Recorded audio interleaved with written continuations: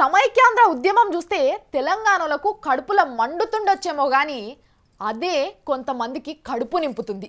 ఎవ్వరు పట్టించుకోక ఇండ్ల ముంగటికి పోయి అమ్మ రూపాయి దానం చెయ్యమ్మా అని అడిగినా ఎవ్వరు ఇయ్యకపోతుండే.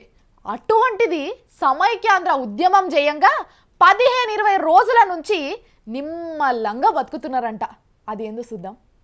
సమైక్యాంధ్రల నిరసనకారులు గమ్మత్ చేస్తున్నారు. వెనకటెప్పుడో మూలగబడ్డ ముచ్చట్లను కూడా రోడ్ల మీదకి తెస్తున్నారు. కొట్లాట ఎక్కువ రోజులు నడవాలంటే రోజు కొత్త కథనే చెప్తూనే జనం వింటారు, రోడ్ల మీదకి వస్తారు. కాబట్టి వచ్చిన పబ్లిక్కు వినోదం పంచుతున్నారు.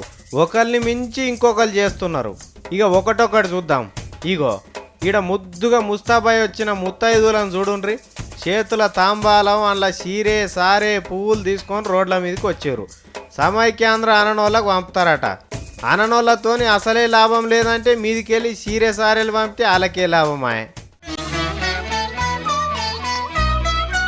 ఇక సుదర్శన్ పట్నాయక్ను మించిన సైతక శిల్పి విశాఖపట్నంలో ఉన్నాడు. సోనియా గాంధీ తెలుగు తల్లి బొమ్మలు దించి గమ్మత్ చేసిండు. ఇంట్లుండవలసిన కుక్కలకు బట్టలు తొడిగించి బజార్లకు తెచ్చిండ్రు. అమ్మలక్కలు దీక్షలు చేస్తుంటే వాళ్ళకు పసుపు కుంకుమ జాకెట్ పీసులు వంచిండ్రు. రోడ్ల మీదనే డ్యాన్సులు ఆట పాట. ఇక కొంతమంది ఏమో ఆటాన పోస్ట్ కార్డులు కొని బస్సులలో తిరిగి పంచుతుండ్రు. కొంతమంది క్రికెట్ ఆడినరు. ఇగో వీళ్ళు చూడుండ్రి, రోడ్ల మీదనే పండ్లు తోముతున్నారు. ఆడనే తానాలు జపాలు అన్నీ. ఇగో ఈ ఎమ్మెల్యే సార్ చూడు నీళ్ళకి దిగి ఎట్లా ఉన్నాడో. ఇగో ఇది కూడా ఒక దీక్ష.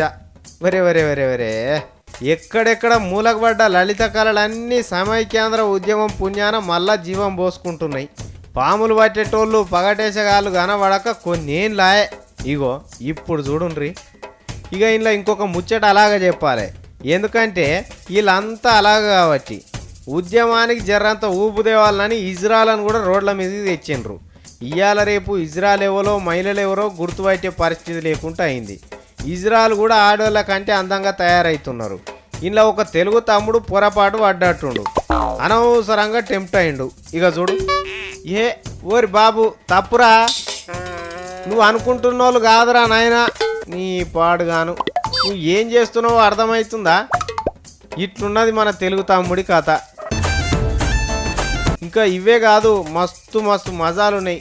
పాపం ఈ మూడో రకం మనసులను ఇదివరకు ఎవ్వరు పట్టించుకోకపోతుండే. ఇవాళ అందరు అన్ని పెర్ఫార్మెన్సులు చేసుకునే అవకాశం కల్పించిన సీమాంధ్ర తల్లికి వందనాలు.